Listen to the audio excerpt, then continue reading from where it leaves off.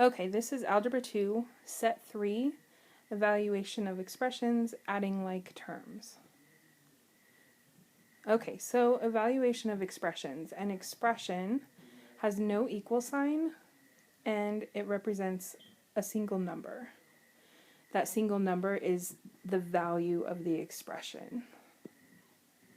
An algebraic expression has variables in it, so it has letters representing numbers. And the value of an algebraic expression with variables depends on the replacement for the variables. So what you let x be or what you let y be, or so on. So evaluate x squared y minus y if x equals -2 and y equals -4. So we can plug -2 in for x. We get -2 squared times -4 minus -4. -2 squared is 4 times -4 minus -4, and we get -16 plus 4 is -12.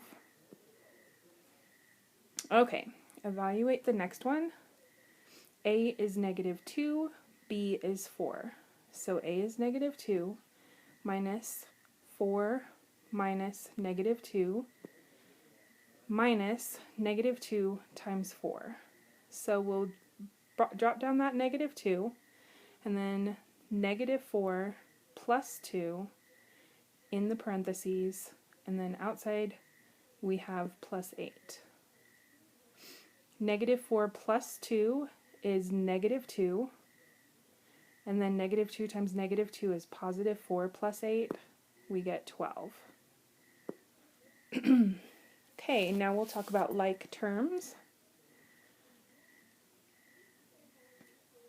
In like terms, the literal components represent the same number.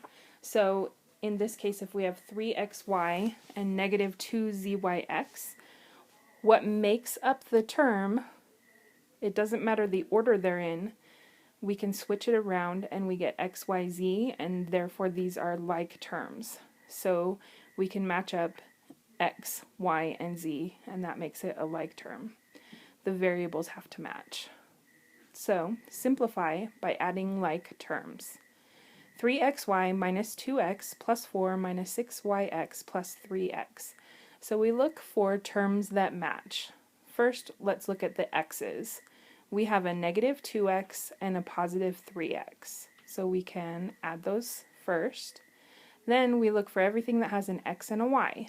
We have 3xy and minus 6xy. Again, order doesn't matter. And then the last term that we have is just that plus 4. So now we combine like terms. -2x plus 3x gives us a +1x. And then 3xy minus 6xy is minus 3xy. And then plus 4. And that is all we can do. So we circle it. Let's do another example. Simplify by adding like terms. So in this case, we've got kind of a jumbled mess. The first thing that I would recommend doing is getting rid of all of those negative exponents. So the first term we can turn into 3b over a squared c. The second one has no negatives, so we just call it 4b over a squared c. Then plus 7b over a squared c minus 4ba squared over c. So the first thing that stands out are the denominators. We have a squared c, a squared c, a squared c, and then c. So those first three match. And on the top there are b's in each one. So those three terms are going to match. So we can put them together.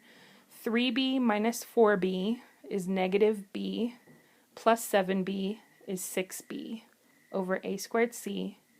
Then -4ba squared over c is all by itself, and that's all we can do.